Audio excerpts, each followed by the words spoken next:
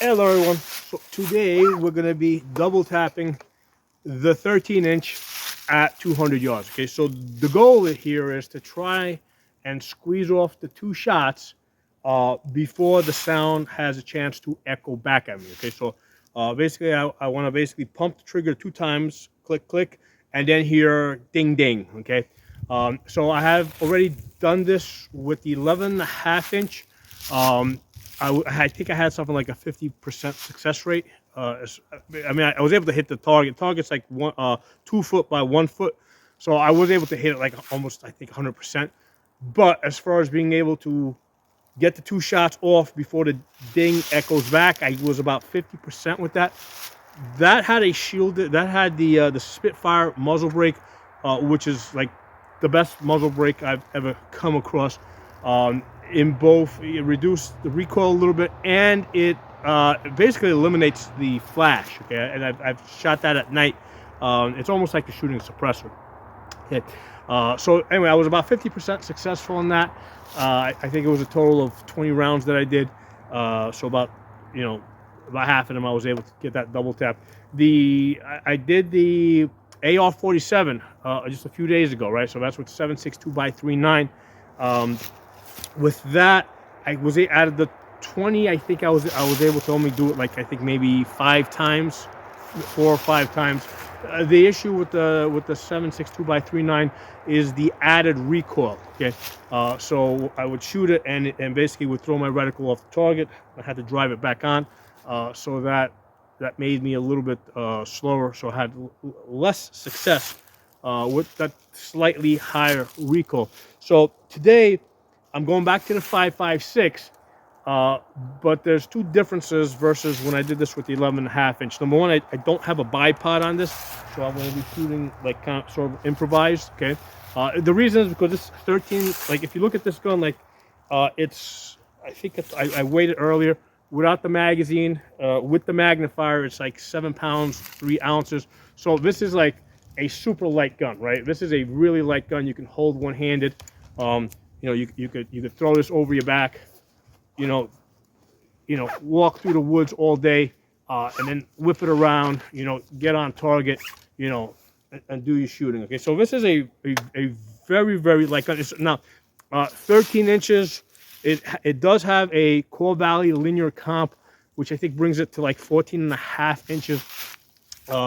So I think your 16-inch with the 1.5 inch basically comes out to close to like 18 inches with the bird cage on it. So just that little bit of weight reduction, makes this a much more nimble gun. So no bipod on this, no light. The idea with this gun is if I want to put a light on this, I would just throw a pistol light on the top. Okay, so that's something you keep in your back pocket or backpack, and you can just throw on a pistol light.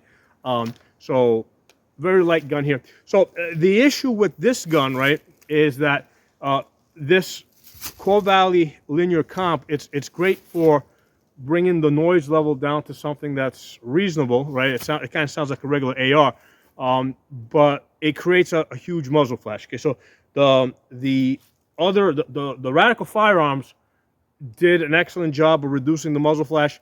This gun is going to put out a huge muzzle flash. Now, in the daytime, if it's bright, it's harder to see. The sun is starting to set now. It's a cloudy day. So we're going to see a lot more muzzle flash.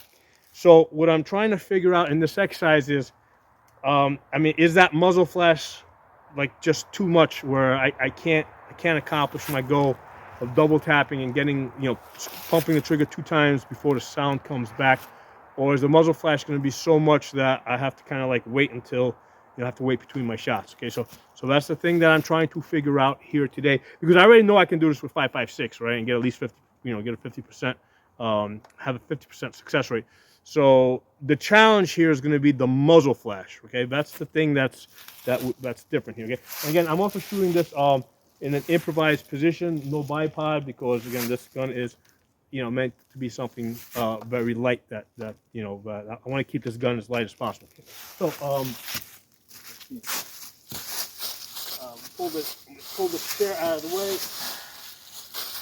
and I'll just use this as a as an improvised rest. Okay, so this could be like wood, this could be, you know, this could be anything. Okay, so take off the magnifier so I can get on target.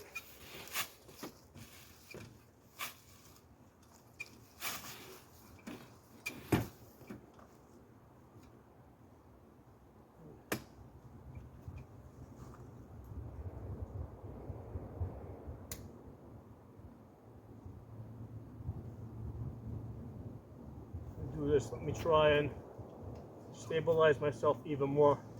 What I'm going to do is I'm going to, there you go, use the sling for a little bit more stability, a little bit tighter. There you go, that's a little bit better.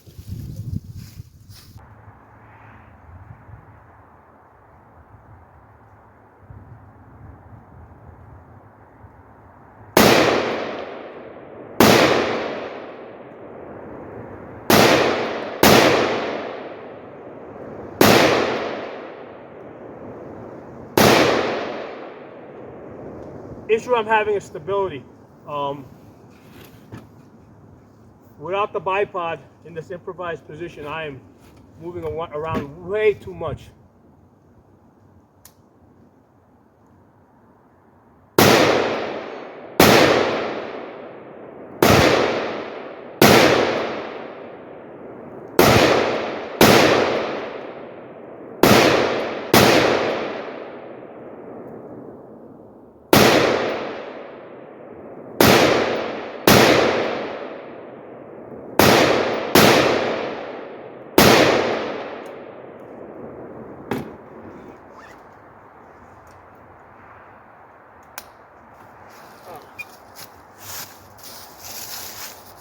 So the muzzle flash wasn't as bad as I thought it would be. It's not. I guess it's not dark enough.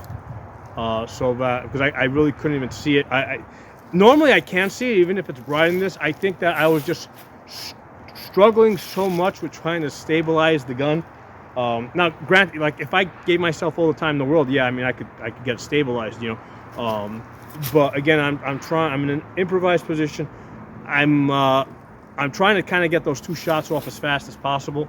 So after taking that first shot, trying to get the gun back under control, take that second shot. Yeah, I mean, I think I had a 0 success rate with this. Okay, I mean, I got plenty of hits on target, but there was just too much movement. Now, if I had gone to a prone position, yeah, I would have had a much more success rate. Because basically I would have dug the magazine into the ground, try to stabilize it. But here's the thing, and this is realistic shooting here. From this position here, if I go prone on the ground, I don't have the clearance to see the target, right? So basically, because the ground's not flat, it's you know it's wavy, it's hilly. So I need to be that high in order to have a line of sight to my target. Okay. So, you know, you're not always going to have the option of shooting prone, okay? Even though it's a better position to be in. So sometimes the kneeling position is the best that you can get. Now, from that kneeling position, right, with the gun basically rested on some type of, you know, improvised piece of wood there, I didn't get the double taps that I wanted, but I got plenty of good hits on target, okay? So I can't quite go as fast as I want to, but I can still make effective hits. So again, one of the things that, you know, like you gotta, until you do it, you don't know what you can do and what you can't do. And, you know, if you guys look at the video from my 11.5-inch gun, I did a couple of videos on it. I did one video called One Gun to Rule Them All. The bipod pretty much lives on that gun. It's 11.5 inches, so it's light enough that it can stay on there. With this gun, if I put a bipod on here with the 13 inches, it basically, you know, it gets a little awkward. It gets a little front heavy. It gets, you know, I can't just hold it up as easy here and do like magazine changes, you know. You know, so the 13 inches with the bipod with a permanent light, you know, this gun, it works. This gun is a lot better like this, right, with less stuff on it. The 11.5 inch, I can keep it loaded with a rifle light, with a bipod, with flip up backup sights with a 6x magnifier. This time I was only using a 3x magnifier on this gun, right? There's only a 3x on this one. Yeah, and you know what? If nothing else, this exercise that I did here today kind of proves to me that, you know what, that 11.5 inch, you know, it's a great length, and I need to get another upper. I need to get another 11.5 inch, maybe get a 10.5 inch. I don't have a 10.5 inch.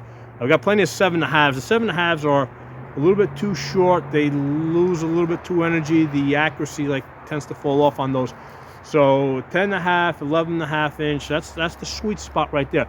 The 13 inch is nice because you got almost a 16 inch here, right? But not quite. And it's, you know, if you're going in and out of vehicles, this is a great setup like this, right? This is good length. But yeah, that as far as a do-it-all gun where you can load it up with everything, lights, bipod, magnifiers, flip-up sights, 11.5 inches is it. Okay, so that's today's exercise, and I just wanted to share with you guys my thoughts on it. Okay, so drop some comments. It helps push the algorithm. I don't monetize this channel. I just do these videos to basically spread the gun love, try and get more people into the gun culture. Okay, talk to y'all soon. All right, well, I hope you guys stuck around. We're gonna do this exercise again. This time I got a bipod. I found a real cheap one laying around. Hope it's good enough. Okay, we're gonna do the same exercise this time. Actually sitting in the chair using the bipod and trying to accomplish the same thing. Basically, I want to pump the trigger twice and basically hear the ding immediately. Okay, so let's see if we can accomplish that.